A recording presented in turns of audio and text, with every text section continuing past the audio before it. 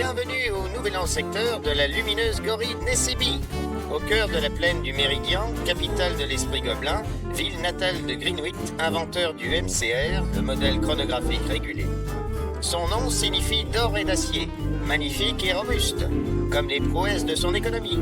En cette année très spéciale, qui ne revient qu'à une période de 2500 ans, les réjouissances ne feront qu'ajouter l'originalité aux bonnes vieilles traditions. Comme toujours, les restaurateurs et autres débits de boissons ouvriront leurs portes sans interruption du 24-6 Vrem au 1er équestre Vrem. Et les défilés bloqueront alternativement les routes du centre-ville pendant 48 heures. Et ce qui suit fait véritablement de ce nouvel an une édition très spéciale. Le discours de 45 minutes de nos bien-aimés bienfaiteurs de chez Gyptec Industries, ainsi que la projection sur grand écran d'un documentaire édifiant qui nous prouve de façon irréfutable que Gyptec nous est indispensable. Mais ce n'est pas tout. Une autre... Ah, toujours pareil. Leur saleté de dirigeable promotionnel nous empêche de voir la pub télévisée. S'ils savaient à quel point ils se plantent, ces crétins. C'est bien normal. C'est pas le nouvel en secteur tous les jours. Tu trouves ça normal? Bon, eh bien, dans ce cas, tu trouveras normal que je me tire, puisque la télé est HS. Gorille Nessibi, haut lieu du monde industriel, sans la qualifier véritablement de capitale, puisque les gobelins n'ont jamais établi de gouvernement au sens strict. Peu de décisions sont prises collégialement, certainement parce qu'ils n'envisagent aucune relation diplomatique. Non par agressivité, mais par manque d'intérêt pour ce qui leur est dissemblable. Toutefois, si le besoin s'en fait sentir, un conseil peut se réunir pour faire face à une crise touchant de rares intérêts communs ou encore pour superviser de gros procès car il dispose tout de même d'une législation très complexe. En effet, les gobelins tiennent bien plus à protéger leurs propriétés en cas de découverte scientifique révolutionnaire ou encore de gains conséquents à la loterie qu'à affirmer leur valeur de nation. Ce conseil exceptionnel serait en grande partie composé de sommités du domaine scientifique, car l'opinion générale préfère penser que diriger est une affaire de techniciens plutôt que de financiers. Hélas, c'était sans compter l'invention de la publicité, qui a su concentrer les attentions sur ceux qui l'avaient maîtrisée. C'était le cas de Gyptec Industries, dont l'immeuble et l'enseigne avaient leur place parmi les lumières du centre-ville. Comme beaucoup de sociétés florissantes, Gypsen avait choisi d'y installer son siège. Depuis le départ de Gébu, les choses avaient changé. Les anciens dirigeants de Zanradberg jugèrent bon d'accorder à Gypsen le statut d'associé. Il ne tarda pas à populariser son image par tous les moyens, ce qui finit par convaincre la direction de modifier leur nom. Gypsen les avait à sa botte, même si quelquefois son excentricité causait quelques désaccords. Au sommet de l'édifice, dans une salle de réunion, les arguments fusaient comme souvent autour de la table, tous empreints d'un désir de richesse et de sécurité. Jusque-là, vos idées étaient presque toutes satisfaisantes. Mais votre obstination à vous mêler aux affaires des mines de Zadok va causer notre perte. Grip a cessé d'émettre. S'il a été capturé, il pourrait tout leur dévoiler. Zadok n'hésitera pas à rendre leur découverte publique. Notre image sera alors largement compromise. Ne vous inquiétez pas pour l'image de Gyptec. Elle restera immaculée. Leur niveau de stupidité est tel que Gébu a réussi à leur imposer ses points de vue d'idéalistes embrumés. Et cela ne plaît pas trop à la communauté. L'opinion ne gardera en mémoire que la pathétique tentative de calomnie de la part de nos concurrents moribonds, soi-disant pour la bonne cause, afin de récupérer une part du gâteau. Quant à ma volonté de surveiller les activités de Zadok, elle trouve parfaitement sa place dans nos affaires. Justement, le bruit court qu'ils auraient décidé de quitter l'archipel Gomoïm. Serait-ce une manœuvre radicale faisant suite à la découverte d'un ou plusieurs espions? Ou faisant suite à la réussite de cette opération, par exemple? Si tout cela est vrai, Zadok va connaître une perte d'argent considérable. Ils n'auront pas d'autre choix que de nous exiger un dédommagement en plus de nous traduire en justice si par malheur ils disposaient de quoi que ce soit contre nous. Nos avocats feront le nécessaire si tel est le cas. Ce dont je suis sûr, c'est que Gébu sera tenu pour responsable de ce gâchis. Il sera renvoyé, plongé dans la solitude, puis, stupide comme il est, il voudra en découdre et se lancera à ma recherche. Et il réussira. J'y veillerai. Oui, j'ai encore du travail pour toi, Gébu. Alors que Gypsen jubilait en portant à sa bouche son fume-cigarette garni d'une gobloise menthol, les membres du conseil se transmettaient leurs inquiétudes en se jetant des regards dubitatifs. Pourtant, Gypsen avait vu juste sur beaucoup de points. notamment sur le fait que l'exil menaçait Gébu un peu plus chaque seconde.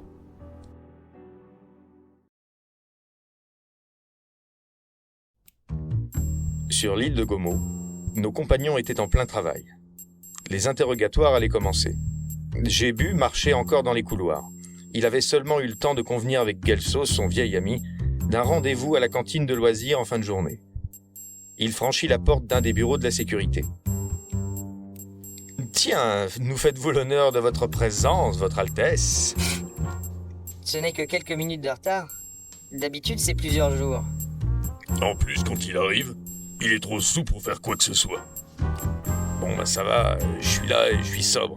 Alors, capitaine, qu'avons-nous pu découvrir jusque-là ? Eh bien, monsieur, les prisonniers ne nous ont pas appris grand-chose. Nous verrons ce que votre équipe pourra en tirer. Cadelbert continue de clamer son innocence. Quant à Grip, il passe son temps à ironiser sur l'importance de la taille en matière d'armement. Pour finir, nous avons réussi à faire parler Gettel. Vraiment ? Quoi ? Il ne s'exprime qu'en langue gobeline. Ça devient de plus en plus difficile de trouver des interprètes, mais nous sommes parvenus à comprendre malgré tout. Et qu'a-t-il dit ? Hélas, rien d'intéressant à part une comptine pour enfants, des histoires drôles et une recette de cuisine. J'aurais été preneur pour les trois si ce n'était pas de la part du gobelin le plus répugnant que j'ai pu rencontrer. Bon, c'est toujours bon à prendre. À l'heure actuelle, notre meilleure piste consiste à examiner les données de leur matériel. Monsieur Gébu, j'ai cru comprendre que vous connaissiez l'expert de la situation. Oui, en effet. Formidable. J'espère qu'il est disponible. Je vais faire le nécessaire pour qu'il soit là rapidement. Bah, comment ça ? Tu ne viens pas de le faire, justement ? Pourquoi je l'aurais déjà fait ? Tout à l'heure, tu as dit que tu allais demander pour Moshanga. C'est pour ça que tu es en retard. Ah oui. Oui, effectivement, ça m'était sorti de la tête. Je l'ai déjà fait, effectivement. Génial, il est gâteux. Bah, fallait bien que ça arrive un jour.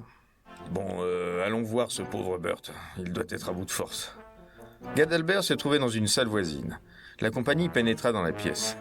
Au moment où Gébu entra dans le champ de vision de Burt, celui-ci changea d'expression. Vous. Écoute, Burt, je suis désolé. J'ai eu de la chance d'avoir des parents aimants et dévoués. J'ai fait des études, j'exerce ma fonction avec soin. J'ai travaillé dur pour pas être confronté à ce genre de choses. Quand je travaillais chez Gyptec, personne ne me mettait en prison sans raison. Personne ne me giflait ni me ligotait. C'était le bonheur. Ah, tu te trompes. Tu t'es déjà fait gifler et ligoter quand tu travaillais là-bas. Mais c'était vous, enfin. Ouais. Bon, je vois qu'on n'est pas d'humeur à plaisanter. Bon alors, qu'est-ce qu'on fait maintenant ? Moi, j'en peux plus. Concrètement, je peux pas te libérer pour le moment. Mais je vais te faire accompagner jusqu'à une loge d'officier. Comme ça, tu pourras dormir, prendre une douche, boulotter quelque chose et ça ira mieux, d'accord ? Ah, le givré va vous découper tellement finement qu'on pourra vous mettre en bouteille. Pourquoi il dit ça, lui ? C'est vrai, pourquoi ? Je comprends que le givré ait envie de déguster Gébu en apéritif, mais nous, ce serait sans intérêt. Bah, faites pas attention. Il sait plus comment exprimer et diriger sa colère. Laissons-le se reposer. Gébu et les autres se mirent ensuite en route vers les cellules. Grip se fit amener dans une salle sécurisée munie d'une table. Il arborait constamment un sourire dément, comme s'il était dans un état second. Gébu s'approcha. Ah, tiens, mais c'est Monsieur Gébu ? On m'a beaucoup parlé de vous, vous savez. Ah oui ? En bien, j'espère. Plutôt. Bon, l'ami, sachez que nous détenons votre terminal et que vos informations n'auront plus aucun secret pour nous d'ici quelques minutes. Il s'agirait de nous raconter ce que vous savez. Puisque t'es aussi bien barré, je vois pas pourquoi je devrais gaspiller ma salive. Votre coopération sera prise en compte. Si vous ne dites rien avant que l'on parvienne à déchiffrer vos données, vos charges n'en seront que plus lourdes. Bla bla bla, rien à foutre. Hé, t'aurais pas un coup à boire ? Je meurs de soif. Gébu glissa une main dans sa veste, en sortit une flasque en acier et lui tendit. Grip la saisit de ses deux mains liées et en prit une gorgée. Merci. Je savais que t'étais un type bien. Vous avez l'air de bien rigoler, Azadok. Dommage que vos conceptions de la réalité soient si merdiques. Ah oui ? Parce qu'il y a quelqu'un en revanche qui te convient mieux ? Jusque-là, personne n'a jamais été à la hauteur de mes espérances. Je vois. Garde la bouteille. Je te la rendrai. Et pleine. Ils se retirèrent. Grip leur avait glacé le sang. Il allait sans doute écoper d'une peine très sévère. Dans la tente de Moshanga, un peu de répit fut accordé à nos amis. Il ignorait qu'ils allaient devoir patienter une bonne heure de plus, puisque Jébu dut aller formuler la demande en cachette durant le trajet qui séparait l'unité de détention de la machine à café. 1 heure et quelques minutes plus tard, le gyrocoptère transportant Moshanga se posa. Durant ce laps de temps, Jébu se donna beaucoup de mal pour que ses compagnons ne soient pas informés de la situation. Mais cela ne pouvait plus durer. Jouer ainsi les funambules à coups de quiproquo lui était insupportable. Moshanga fit son entrée dans la salle de pause. Alors les caïds, on peut plus se passer de mots, hein. Je vous comprends, c'est toujours comme ça. Tous le saluèrent chaleureusement. Tous excepté Jébu, qui était de plus en plus rongé par l'anxiété. Le capitaine s'empressa d'emmener notre équipe dans le labo où était installé le matériel de grippe. 2 grosses caisses étanches étaient posées sur le sol. L'une d'elles était reliée par plusieurs câbles à un bloc plus petit mais de même apparence. Une trappe était ouverte sur le dessus, laissant apparaître un écran, un clavier et un obscur pupitre aux lumières clignotantes. Moshanga s'approcha et lança la séquence. Le logo Gyptec s'afficha brièvement. Puis, après une cascade d'inscriptions étranges, les lignes se figèrent et une demande d'entrée de mot de passe apparut. Jébu touchait le fond. Le logo sur l'écran constituait la preuve que son pire cauchemar allait devenir réalité. Bon, et qu'est-ce que tu vas faire maintenant? Tu vas devoir bidouiller ce truc-là longtemps? En temps normal, ça pourrait prendre quelques heures. Mais le truc, c'est que c'est moi qui ai conçu ce système. Je me suis donné des privilèges. Moshanga sortit une plaque grande comme une carte de tarot de son sac pour l'insérer dans une fente de la console. Tout à coup, les lignes à l'écran se remirent à déferler frénétiquement avant de se figer à nouveau sur une caricature faite de quelques pixels et ressemblant fort à mots. Désormais, on pouvait lire la phrase « Access granted, dude » à la suite du dessin. Un sourire s'esquissa sur le visage de Mo. Et voilà, il n'y a plus qu'à naviguer dans les dossiers. Vos accès sont illimités. Bon, vos gars sont en mesure de faire ça ou faut-il aussi que je m'y colle? Des techniciens gobelins prirent le relais. Après un court moment, l'essentiel des objectifs de grippe fut dévoilé. Un contact évoluant sous le pseudonyme de G avait transmis les ordres de mission à Grip, qui selon toute vraisemblance était un mercenaire engagé par Gyptec. Sa mission était de s'enrôler dans les troupes Zadoki, afin de transmettre tout type d'informations techniques ou stratégiques. L'implantation de l'armée sur l'île de Gomo concernait d'autres objectifs plus récents. Tout y figurait. Le harcèlement des Gomoïm, le braconnage, les meurtres et les séquestrations étaient au programme de la besogne de Grip. Il devait également photographier son œuvre et transférer les images, mais il n'avait apparemment pas eu l'occasion de le faire. Les photos représentaient des Gomoïm attachés et blessés au milieu des soldats gobelins en uniforme de Zadok.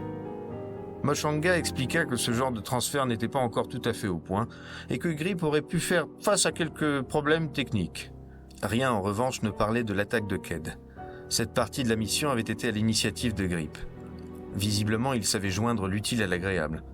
Évidemment, c'est terrifiant d'imaginer par quels moyens on peut s'amuser en travaillant lorsqu'on est un tueur professionnel. Soudain, un message apparut à l'écran. Transfert de données terminé. Temps mis, 6 jours, 11 heures, 48 minutes, 34 secondes. Ouh, Quoi, qu'est-ce qu'il y a? les images ont été transférées. Et ça veut dire quoi? Ça veut dire que le dessinateur a reçu les photos, vieux. Tu pourrais faire un effort quand même. Mais à quoi vont-elles servir? À nous discréditer? Nous? Et dans quel but? Pourquoi Gypsen, avec tous ses moyens, décide-t-il de consacrer du temps à ça? Bah, c'est ça le profit. Il laisserait un hasard, quoi. Les Zadok n'existent pas pour les gens. Ils ne vont jamais vraiment proposer de service à l'extérieur jusque-là. Il n'y a rien à détruire de ce côté-là. Mais qu'est-ce que tu mijotes, Gypsen? Alors, du nouveau? Ouais. Oh, silence, Méninge et Méningite vont dispenser leur sagesse. C'est Gypsen qui est derrière tout ça. Ce n'est plus un secret pour personne. Il nous a bel et bien espionnés et maintenant il dispose de clichés compromettants pour Zadok. Génial. Et à qui compte-t-il les montrer? Non, justement, on en était là. En fait, il y a bien un truc, mais c'est purement spéculatif. Quoi? Dis toujours. Et il est possible que Gypsen cherche à obtenir les représailles. Peu probable. En général, on fait tout pour les éviter. Très drôle, Mike. Excellent. Non. Bon, je vais vous expliquer. Il n'y a pas de gouvernement chez les Gobelins, vous le savez. Mais Gorid Nessibi dispose d'une armée. Parfois, des organisations sont victimes des guerres et des violences qui sévissent partout dans le monde. Comme toutes les entreprises ne peuvent être prêtes au combat, elles peuvent avoir recours à un droit d'assistance militaire. Et donc, les représailles, c'est quoi, au juste? Dans de très rares cas, si des gobelins subissent des choses atroces, ou encore si des nôtres faisaient preuve d'un très gros manque de moralité, eh bien, les plaignants pourraient obtenir les représailles. À savoir envoyer des troupes pour attaquer. Ouais. En tout cas, on peut se défendre. On a toutes ces preuves avec nous. Où est le problème? C'est pas si simple. Tout ça, on l'a avec nous, ici. Et aussi, on a le plus grand spécialiste de l'informatique vivant avec nous. Les juristes de Gyptec ne feraient qu'une bouchée de nous. Surtout qu'avec ces saletés de photos, maintenant... il a la vengeance tenace, ce Gibson. Justement, c'est un peu disproportionné. Surtout que les représailles sont très difficiles à obtenir. C'est peu crédible, mais c'est tout ce que j'ai à proposer. On devrait aller faire notre rapport au givré maintenant. Non, je vais m'en occuper. Allez vous reposer, on se voit demain. Vraiment? C'est très bizarre depuis ce matin. Est-ce que tout va bien? Oui, il y a eu beaucoup de remue-ménage depuis hier. Il faut que je fasse mon job. Allez, filez. Les compagnons se retirèrent dans leur quartier. Jébu se mit en marche dans les couloirs et bien entendu, il ne se dirigeait pas vers la salle des télécoms. L'heure était venue de rejoindre Gelso à la cantine de loisirs de la base. Par loisirs comprenait débit de boissons. Il serait impossible de constituer un effectif sans cela. Jébu attendait cette entrevue comme une libération de tout ce qu'il endurait depuis le début de la journée, sans faire allusion à la boisson, mais à l'aide précieuse que Jébu espérait obtenir de Gelso. Jébu aperçut Gelso au bar. Il était déjà en train d'inonder l'assistance d'anecdotes hautes en couleur. Et là, les œufs sont tombés du nid pour venir s'écraser sur un grand morceau d'ardoise, qui, au passage, s'était fait caresser par les flammes pendant les 45 dernières minutes. La vouivre commença à dégringoler du massif pour s'écraser un peu plus bas, raide morte. Et quand on a tourné la tête, devinez quoi? Eh ben, on avait des œufs de vouivre au plat. 2 œufs de 30 kilos chacun. Un régal. Ah, je me souviens encore de l'odeur. Salut, Buto. J'ai bu, te voilà enfin. Qu'est-ce que tu glandais encore? Je bossais. Ah, je t'en prie à d'autres. Écoute, il faut qu'on cause, j'ai des emmerdements. Oh là. Alors, qu'est-ce que tu fous? Bois donc un coup. Jerry, mets-moi une bière, s'il te plaît. Bon, écoute-moi, Buto. J'ai vraiment besoin d'un coup de main. Bon, et c'est quoi le problème, couche-culotte? La vache, par où commencer?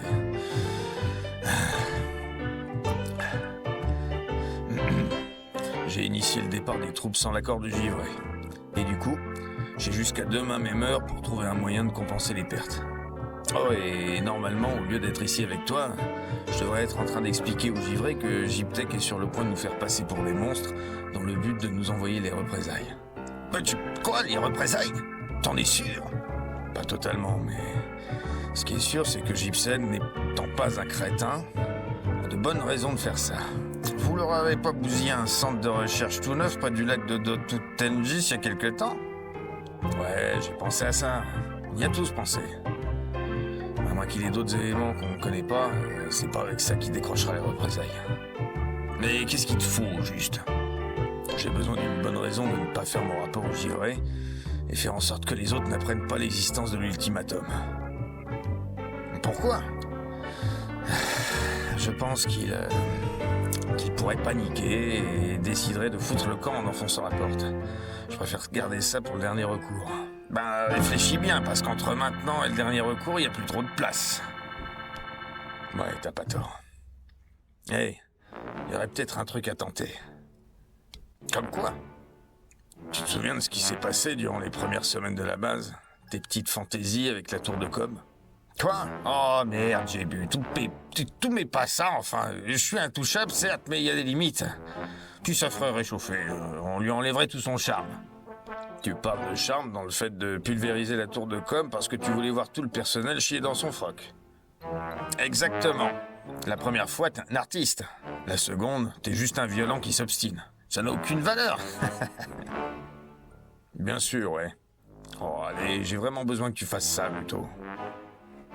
Ok, mais tu montes là-haut avec moi, couche-culotte. Ah, mais enfin, au cas où t'aurais pas compris, j'essaie de diminuer mon emmerdement, plutôt. C'est compliqué ce que tu me demandes, j'ai bu. Je sais bien, je sais bien.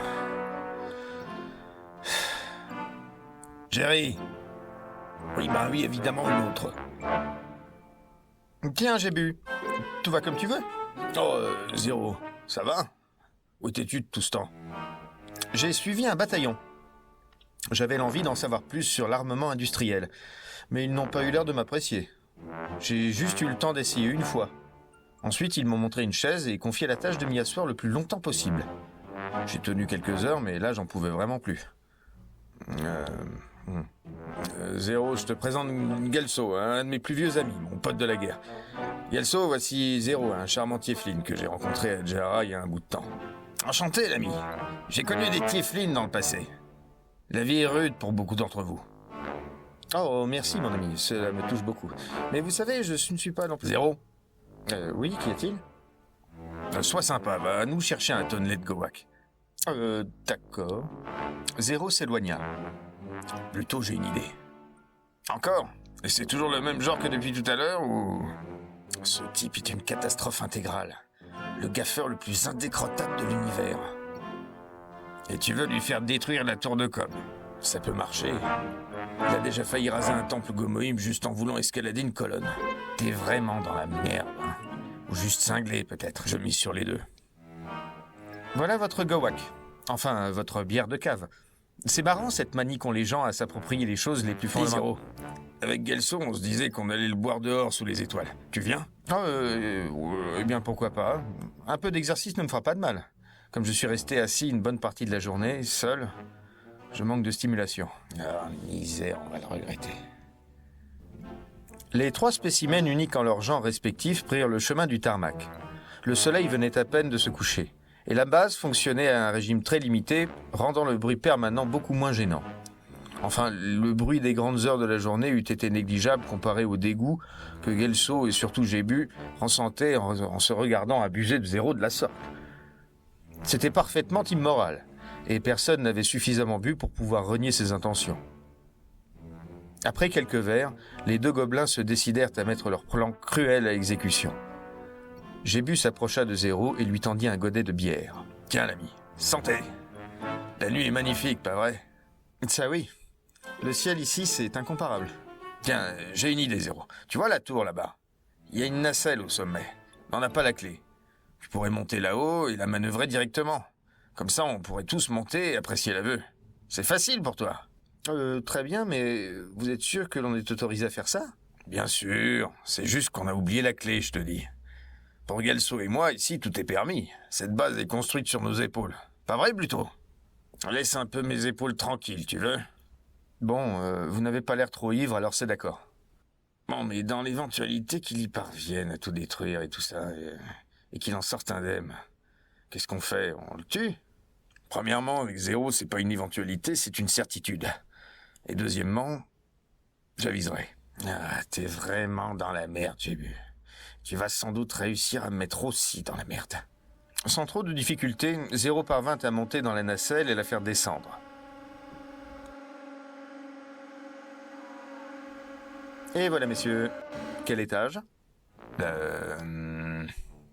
Allez, montez. C'est hors de question. Bah, comment ça? Non, finalement, je sais ce qu'on va faire. Mais d'abord, si tu pouvais remonter la nacelle et revenir, s'il te plaît. Très bien. Bizarre.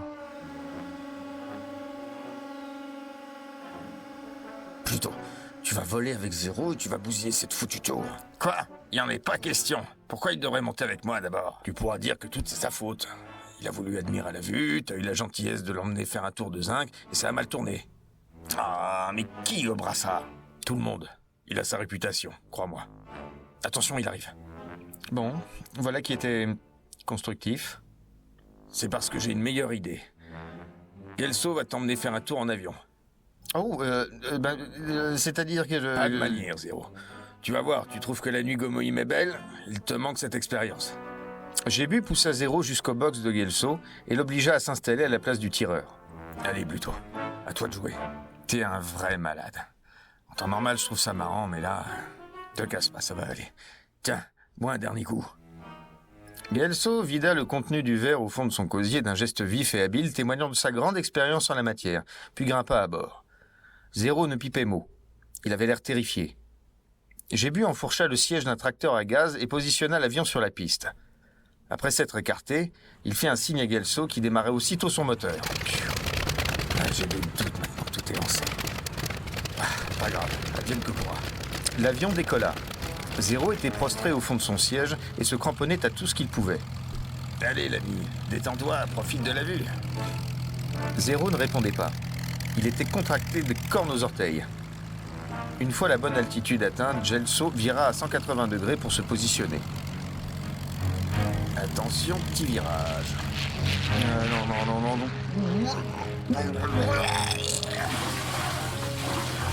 La force centrifuge suffit à abattre les dernières défenses de Zéro, qui explosa littéralement, déversant un torrent gastrique dans tout le cockpit, ce qui rendit aussitôt les vitres parfaitement opaques. Ah, bordel de merde, mais qu'est-ce que... Gelso, pris de panique, perdit partiellement le contrôle de l'appareil, ce qui provoqua des turbulences. Zéro, toujours plus épouvanté par la situation, s'agrippa à une poignée qui n'était autre que la crosse de la mitrailleuse.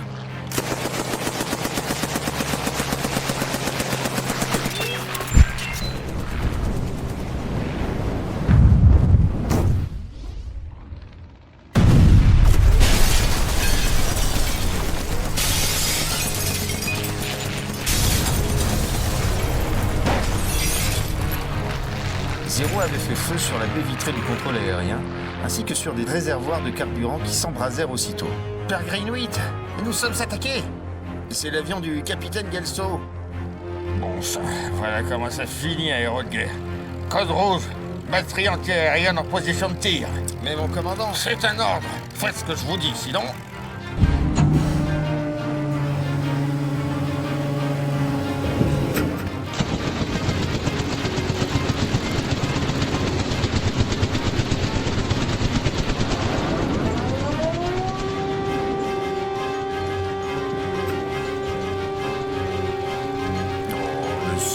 Mais qu'est-ce que vous faites? Jébu démarra le tracteur et disparut. Les tourelles arrosaient abondamment le ciel. Les traînées des balles et la fumée des canons donnaient à la scène un décor d'apocalypse. L'avion finit par émettre une épaisse fumée noire. Oh non. Ah, ils ont été touchés. Ces idiots vont rester, tout ça par ma faute.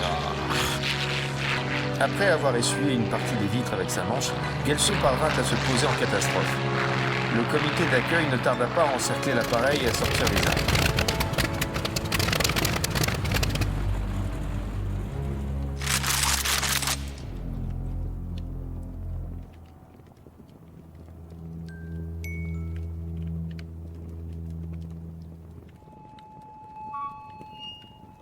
Bon, Gelso, arrête tes bêtises pour changer. Pourquoi tu ne cherches pas à te rendre utile si tu t'emmerdes à ce point? Tu vas quand même pas nous obliger à te plomber. C'est comme ça que tu comptes en finir? Si tu cherches à te suicider, fais donc ça dans ton coin et évite de nous mêler à ça. Gelso sortit les mains en l'air. Ça va, je me rends, tirez pas. Les soldats se ruèrent sur lui et lui passèrent les menottes. Ils s'occupèrent également d'extraire Zéro, sous le choc, du cockpit maculé de glu nauséabonde. Ils se firent ensuite conduire au poste de sécurité. Jébu, paniqué, assista à la scène avant de disparaître dans l'ombre.